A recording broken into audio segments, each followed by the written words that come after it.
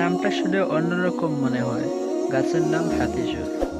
পুরনো দালাল ঘেঁষে কিংবা রাস্তার ধারে অন্য আগাছার মাঝে এ গাছটি দেখা যায়। এই গাছের বাঁকানো পুষ্পদণ্ডে ফুটে থাকা সাদা সাদা ফুল গজদণ্ড অর্থাৎ হাতির দাঁতের মতো শুভ্র এই ফুল। পুষ্পদণ্ড হাতির সুরের মতো বাঁকানো, তাই এ গাছটি এরকম নাম। সংস্কৃত নাম শ্রীহস্তিনী। কারোর চোখ টকটকে লাল হয়েছে, করকর করেছে, মনে হচ্ছে বালি পড়েছে।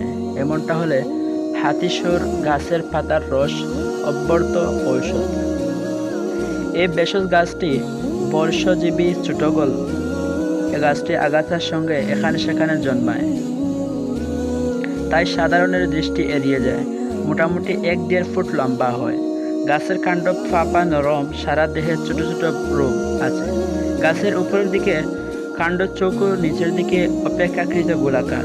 পাতার খসখসে, একের বিপরীত অন্য পাতাটির অবস্থান। ডালের নিচের দিকের পাতা বড়, পত্রবৃত্ত লম্বা। বড় পাতাগুলো দেখতে বর্ষার ফলার মতো। পাতাগুলো আঙ্গুল দিয়ে ঘষলে গন্ধ পাওয়া যায়। ফুলগুলো শ্বেত শুভ্র, পদদণ্ডে ছোট ছোট ফুলগুলো 2 সারিতে পরপর সাজানো থাকে। বড়ই মনোরম দেখতে। চরক সংস্কৃতিহীন অন্যান্য প্রাচীন গ্রন্থে এর উল্লেখ আছে। এই গাছটি বিভিন্ন রোগে ব্যবহৃত হয়, যেমন ফুলায় পাতা পেটে অল্প গরম করে ফুলায় লাগালে ফুলা কমে যায়। আঘাতজনিত ফুলায় পাতা পেটে অল্প গরম করে লাগালে ফুলা এবং ব্যথা কমে যায়। রিউমেটিক ব্যথা পাতে এরির তেলের সঙ্গে পাতার রস মিশিয়ে পাক করে গাঁটে লাগাতে হয়। বিষাক্ত পোকার কামড়ে পাতার রস লাগালে জ্বালা এবং ফোলা কমে যায়। টাইফয়েড জ্বরে পাতার রস গরম করে চেখে নিয়ে পানি মিশিয়ে খাওয়ানোর নিয়ম আছে।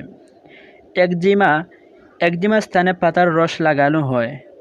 দাঁতের মাড়ি ফুলায় এবং এই গাছে ব্যবহৃত রয়েছে। দেহে ছত্রাকজনিত সংক্রমণে লাল চাকা চাকা দাগ নিরাময়ে এর পাতার রস ব্যবহার করা হয়। জ্বর ও কাশিতে এ গাছের মূল পানির সঙ্গে ফুটিয়ে কাত তৈরি করে ব্যবহার করা হয়। কাটা ছেঁড়া ও আঘাত প্রশমনে এই গাছের ব্যবহার রয়েছে।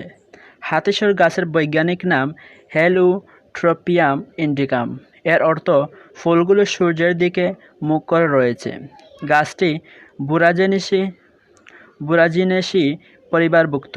বিজ্ঞানীরা এই গাছটির ভেষজ গুণ নিয়ে নিরন্তর গবেষণা করে চলেছেন। তাদের আশা, অদূর ভবিষ্যতে এই গাছ থেকে নানা রোগের ঔষধ তৈরি হবে। প্রিয় দর্শক বন্ধুরা, আজকে এই পর্যন্ত, এবং পরবর্তী এই হাতিসুর গাছটি নিয়ে বিস্তারিত আলোচনা করব ইনশাআল্লাহ। পরবর্তী ভিডিও পেতে আমাদের চ্যানেলটি সাবস্ক্রাইব করুন এবং আমাদের সাথেই থাকুন। সেই পর্যন্ত ভালো থাকুন। আসসালামু আলাইকুম ওয়া রাহমাতুল্লাহি ওয়া বারাকাতুহু।